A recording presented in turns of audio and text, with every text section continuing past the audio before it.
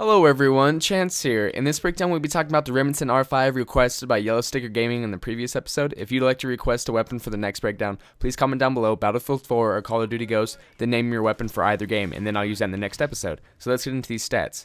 Alright, so the Remington has a maximum damage of 49 and a minimum damage of 20, which means it'll take 3 to 5 shots to take down an enemy.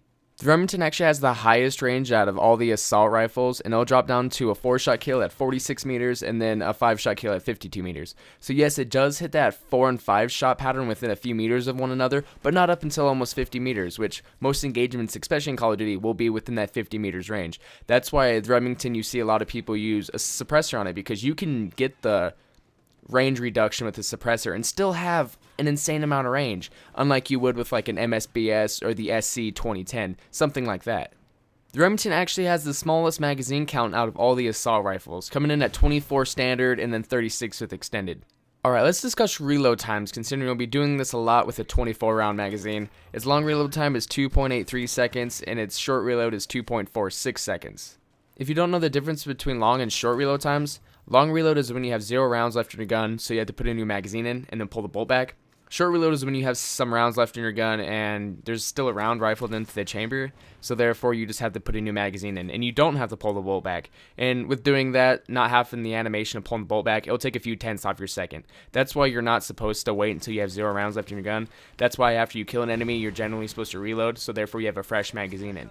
The Remington has a 1.4 headshot multiplier, which means if you shoot someone in the head, it'll do pretty much 40% more damage, which will bump up your maximum damage to about 70, I believe. I think it's about 68 or 69. And with doing that, generally means you get to take off 1-2 more bullets depending on where you're at in the map. Since it is an assault rifle, you will do medium bullet penetration, and you'll have a 0.3 second ADS time.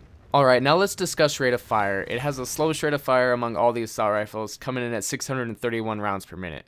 And boom, that's the Remington R5 and its game stats. At the end of these breakdown videos, I like to give the weapons or equipment a rating from 1 to 10 based on my own preference. And the things that will go into my judging are the game stats I discussed with you here today, and other things like reload animations, recoil patterns, the way it sounds, the way it looks, the way it overall feels in your hands or through the controller.